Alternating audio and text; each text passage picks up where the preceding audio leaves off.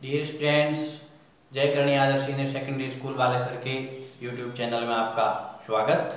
आज का अपना जो टॉपिक है वो है प्रेजेंट कंटिन्यूअस टेंस। और पिछले वीडियो में प्रेजेंट कंटिन्यूअस टेंस की परिभाषा, इसके रूल्स, ये सब कंप्लीट हो गए थे। आज के वीडियो में आपको करवाएंगे प्रेजेंट कंटिन्यूअस टेंस के विभिन्न प्रकार के सेंटेंसेस। तो सबसे पहले आते हैं इसके सिंपल सेंटेंस, जिसे हिंदी में कहेंगे साधारण वाक्य। साधारण वाक्य बनाने का फॉर्मूला है subject plus helping verb plus main verb first plus I N G plus object. ये इसका फॉर्मूला है। सबसे पहले सब्जेक्ट आएगा, कर्ता, कार्य को करने वाला। उसके बाद हेल्पिंग वर्ब, 3 हेल्पिंग वर्ब से आपको समझाई थी, इज, आर, एम।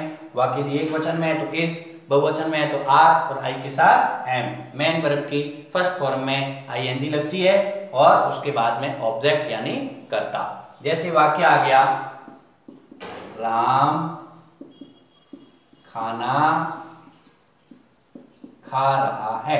अब इसका इंग्लिश ट्रांसलेशन करना है तो सबसे पहले रहा है जो इस सेंटेंस में आया है, तो रहा है से अपने को स्पष्ट हो रहा है कि इसमें प्रेजेंट कंटिन्यूअस टेंस है।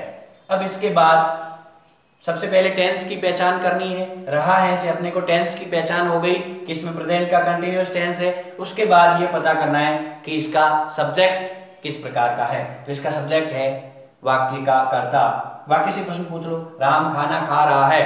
प्रश्न करिए, खाना कौन खा रहा है? जवाब में क्या आया? राम। तो राम हो गया इस वाक्य का सब्जेक्ट या कर्ता। अब राम किस प्रकार का सब्जेक्ट है? राम एक वचन करता है। एक वचन कर्ता के हिसाब से नियम लगेंगे इसमें, यानी जो हेल्पिंग वर्ब है वो एक वचन की आएगी और एक वचन में लगती है इज। तो इसका ट्रांसलेशन करेंगे तो सबसे पहले सब्जेक्ट कौन है? राम, तो लिख दिया राम। उसके बाद helping verb, Ram is the singular number, then we use is, Ram is. फिर इसकी मेन वर्ब क्या है? खाना, तो क्या हो गई? फर्स्ट फॉर्म तो ईट और फर्स्ट फॉर्म में आईएनजी लगा दो तो होगी ईटिंग, और उसके बाद में आ गया food. Ram is eating food. इसी प्रकार दूसरा वाक्य आ गया, जैसे वे बाजार जा रहे हैं। वे बाजार जा रहे हैं। इसका इंग्लिश ट्रांसलेशन करेंगे तो रहे हैं से पता हो गया इसमें प्रेजेंट का कंटिन्यूअस टेंस है। और उसके बाद में वे जो सब्जेक्ट है वो किस प्रकार का सब्जेक्ट है? प्लूरल, बहुवचन है। तो वे को इंग्लिश में कहेंगे दे। अब दे बहुवचन है तो दे के साथ में क्या यूज होगा? Are. They are, first form go और गो में आईएनजी जोड़ दो। दे आर गोइंग, जाने के लिए टू का प्रयोग, गोइंग टू मार्केट। वे बाजार जा रहे हैं। ऐसे ही सेंटेंस आ गया, मैं कहानी लिख रहा हूं। मैं कहानी लिख रहा हूं। तो इसमें रहा हूं से बोध होता है कि प्रेजेंट का कंटिन्यूअस टेंस है। अब इसका सब्जेक्ट है मैं, आई, और आई के साथ में प्रयोग होगा एम का। तो इंग्लिश ट्रांसलेशन करेंगे हो जाएगा आई एम, लिखने को कहेंगे राइट, ये हो जाएगा I am writing a story. ये हो गया इसका इंग्लिश का ट्रांसलेशन।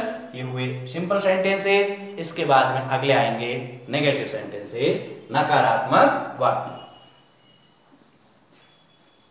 इसी प्रकार के सिंपल सेंटेंसेस आप लोग वाक्य बनाएं और सभी प्रकार के जो सेंटेंसेस होते हैं वैसे 4-4, 5-5 वाक्य अपने आप बना के उनका अभ्यास करें और खुद वाक्य हिंदी में भी बनाएं और उसका इंग्लिश में भी ट्रांसलेशन करें। फिर अगले सेंटेंस जो है अपने वो है नेगेटिव सेंटेंसेस, यानी कि जिसे हिंदी में कहेंगे नकारात्मक वाक्य। जैसे वाक्य आ गया, सीता पत्र नहीं लिखती है, लिख रही है। सीता पत्र नहीं लिख रही है। तो सबसे पहले रही है वर्ड से ये स्पष्ट हो गया कि इसके अंदर प्रेजेंट का कंटिन्यूअस टेंस है और फिर इसका सब्जेक्ट है सीता, एक वचन। तो एक वचन में इज का प्रयोग होगा हेल्पिंग वर्ब का, और इसमें जो हेल्पिंग वर्ब के बाद में आ जाएगी नॉट। तो अब सेंटेंस बनाने से पहले मैं आपको इसका फॉर्मूला होता है नेगेटिव सेंटेंस का वो समझा दूं। फॉर्मूला है सबसे पहले सब्जेक्ट, फिर हेल्पिंग वर्ब, फिर नॉट, फिर मेन वर्ब की फर्स्ट फॉर्म और उसके बाद में ऑब्जेक्ट। ये इसका फॉर्मूला। अब सेंटेंस है सीता पत्र नहीं लिख रही है, तो सबसे पहले सब्जेक्ट ले लो सीता, उसके बाद सीता एक वचन करता है तो इज आ गया, सीता इज, उसके बाद नकारात्मक वाक्य है नॉट लगा दो, सीता इज नॉट, क्रिया है लिखना, आईएनजी जोड़ दो, writing a letter, Sita is not writing a letter. ये नेगेटिव सेंटेंस हो गया। इस प्रकार इसके नेगेटिव सेंटेंसेस बनेंगे। अब आप विभिन्न प्रकार के और सेंटेंस लेके खुद अभ्यास करेंगे। अंतर यह है जब कर्ता बहुवचन का होगा तो इस की जगह आर आ जाएगा, और यदि सब्जेक्ट में आई आएगा तो यहाँ पे हेल्पिंग वर्ब आई के साथ में एम आ जाएगी। नेगेटिव सेंटेंसेस के बाद में आते हैं इंटेरोगेटिव सेंटेंसेस, जिसे हिंदी में कहेंगे प्रश्नवाचक वाक्य। सबसे पहले इसका फॉर्मूला, प्रश्नवाचक वाक्य में सबसे पहले आएगी हेल्पिंग वर्ब जो कर्ता से पहले आती है। Helping verb plus subject plus main verb first plus I N G plus object plus dot dot dot और क्वेश्चन मार्क। प्रश्नवाचक चिन्ह वाक्य के अंत में क्वेश्चन मार्क आएगा क्योंकि ये सेंटेंस किस प्रकार के हैं, प्रश्नवाचक है। अब जैसे वाक्य आ गया, क्या तुम मंदिर जा रहे हो, क्या तुम मंदिर जा रहे हो। तो सबसे पहले टेंस की पहचान करो। रहे हो से ये स्पष्ट हो गया इसमें कौन सा टेंस है, प्रेजेंट का कंटिन्यूअस टेंस। अब सब्जेक्ट देख लीजिए, सब्जेक्ट क्या है, तुम। किस प्रकार का सब्जेक्ट है, बहुवचन। बहुवचन है तो तुम के साथ में हेल्पिंग वर्ब क्या आएगी, आर। अब सबसे पहले हेल्पिंग वर्ब का प्रयोग करना है तो हेल्पिंग वर्ब सबसे पहले आ गई आर, ये बड़ा कर दिया। अब उसके बाद में सब्जेक्ट तो आर यू, उसके बाद main verb first plus I N G जाना तो going, are you going to, जाने के लिए टू का प्रयोग। ऑब्जेक्ट है मंदिर तो आ गया temple, are you going to temple. वाक्य के अंत में याद रख के प्रश्नवाचक चिन्ह लगाना है। तो ये हो गए इसके इंटेरोगेटिव सेंटेंसेस। अब इंटेरोगेटिव नेगेटिव सेंटेंसेज, तो इसको मैं साफ करके फिर आपको समझाता हूं। Interrogative negative sentences,